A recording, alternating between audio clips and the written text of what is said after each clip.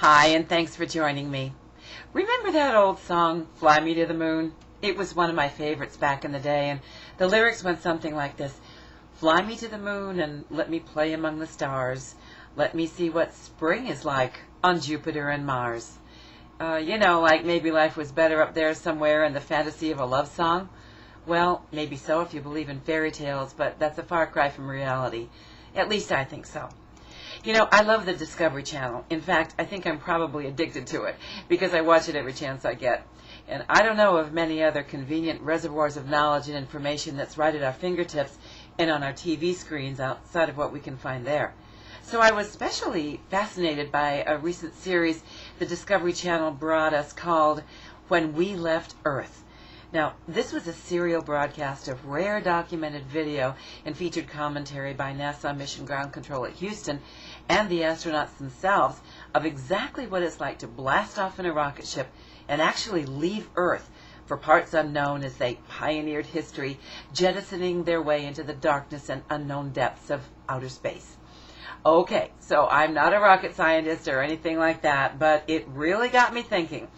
Especially when one of the astronauts in this interview piped up and said that when he was standing there on the surface of the moon, he could actually look over and see this brilliant little blue ball of ours, Earth, that was his home, that he'd left thousands of miles behind to make his incredible journey, that just hung there, suspended in the vastness of black space, somehow mysteriously floating in the middle of nothingness. And then he said, he outstretched his arm, and with the help of the thick glove of his spacesuit, visually was able to block out the entire view of planet Earth simply by placing his thumb over it. And he imagined that it wasn't even there at all. He seemed astonished that he could, with one single gesture such as that, blot out everything he'd ever known as a human being born into civilization on the only home he'd ever known, planet Earth.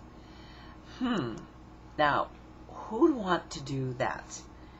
But there was an epiphany of sorts, he mused, as he suddenly realized that he was not just one single individual created within this ultimate universe of ours that could survive and make it alone by himself, but instead a living, breathing, contributing, integral part of the entire life cycle that really mattered in the brilliant scheme of things. It dawned on him, he said, that basically we're all in this together. Meaning life. And I couldn't agree more. But, in a way, I thought it was a crying shame that someone as smart and capable as this astronaut had to go to such extraordinary lengths to reach grassroots conclusions that many of us Earthlings already understand and take as gospel truth. After all, if this is true, then the guy flew all the way to the moon in a rocket ship, wound up standing on the surface of the dead planet, had a good long look back at Earth, only to realize in an inspirational hallmark moment something as basic as that. Drastic measure if you ask me, but then again, I'm not a rocket scientist, so what do I know? But then things picked up later on in the show and got even more complex when along came this ultra-smart astrophysicist. I mean, this guy had it all together and really knew what he was talking about. And what he said rang true and made me start to think even deeper, that we're all connected to everything in the universe, biologically, chemically, and atomically. He made it pretty clear that we're all microbiologically connected, not only to each other, but to all the components that make up the basic molecular structure of things, like our own Earth, even the stars that shine in the night sky, wormholes in the faraway universe, and yes, even the moon. Now, that was some pretty heady stuff, but started to make some good common sense. But here's what I don't get. If scientists, microbiologists, astrophysicists, and even astronauts have figured all this out, why are they reaching into outer space for answers that may not even exist?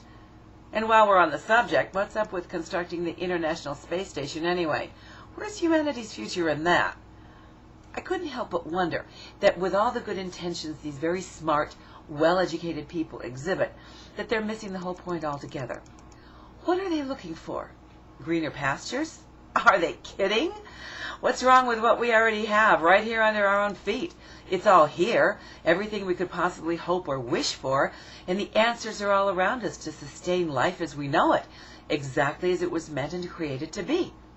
We have everything we need to not only sustain life, but to go forward in creating an even better world, like learning how to intelligently use what we already have been given on our beautiful blue ball of a living planet, suspended in the black sky of space. A perfectly created living organism teeming with life-sustaining, unmatched vitality in the grandeur of the universe that apparently some of our finest minds right here on Earth have sorely neglected and, well, even ignored.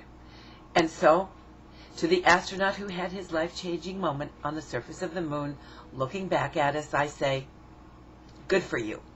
But, as I turned off the TV at the end of the show, I couldn't help but recall something some of these very smart people might do well to remember.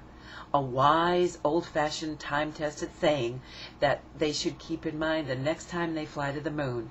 And that is, the grass is always greener on the other side of the fence. Or is it? Until next time, I'm Sue Ellen Dickinson.